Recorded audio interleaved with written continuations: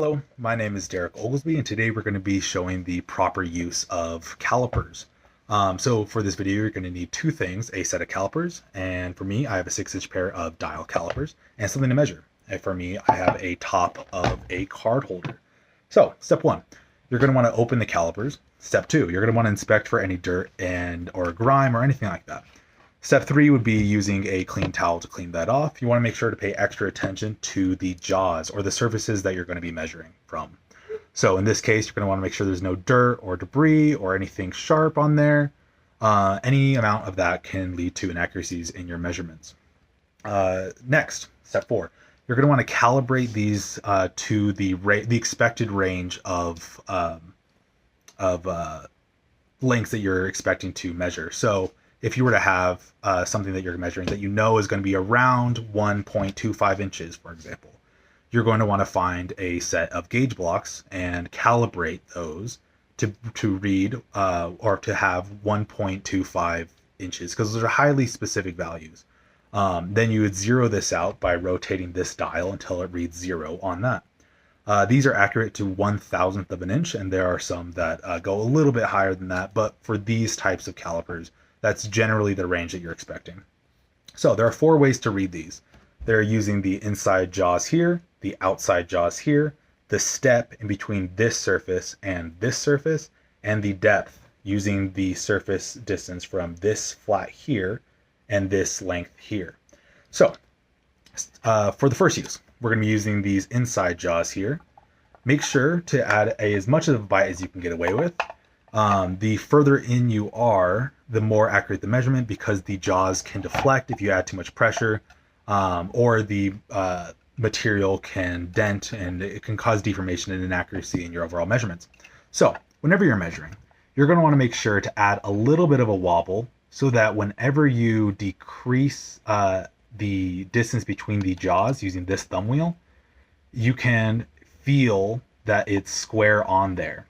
Essentially what this does is it takes out any inconsistencies with your measuring ways. So if this is the jaw and this is the measuring device, or the thing you're measuring, if there's any amount of angle in between here, you're not getting an accurate measurement. You're going to want to wait and kind of adjust that until they're flat on each other.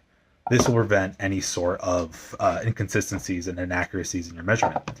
So next, with inner diameters, you're going to want to measure using these smaller jaws, and again, do a rotation thing. You're going to expect the smallest value because any angle in this will lead to a larger measurement. So as you're doing this, you want to rotate this around until you get a range of what the smallest values are. And so in my case, I have 2.92 inches. And the way that you can read these is there are inch indices and tenth indices. So that would be these larger lines here and here are the inch ones, and all the lines in between are the tenths place, and this dial can be read as the thousandth place.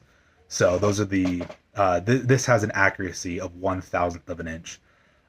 So next, you're going to want to try the step calibration, and that's basically squaring this surface here with the bottom of this. In my case, this is a perfect example because these fit in there nicely. You're going to want to square that away, make sure there's not a ton of wobble, and then you're going to want to push this part down until you're flat against the surface and mated. Any amount of wobble will lead to, again, inaccuracies through angles. And in my case, I read this at 2.245 inches. So you can read that as 1 inch, 2 inch, 2, and then 45. So 2.245 inches. Lastly, we're going to be showing how to use the depth gauge.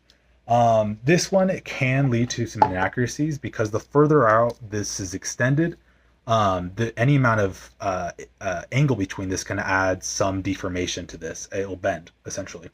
And so you want to try to limit this to kind of like rough estimates. If you need an exact value, you can use other more calibrated machines like CMMs, for example. But that's out of the scope of this video. So you're going to want to mate this flat surface with whatever you're measuring. This is squishy, so it's not going to be perfectly accurate. But then you're going to want to insert the probe until it hits the bottom of that surface.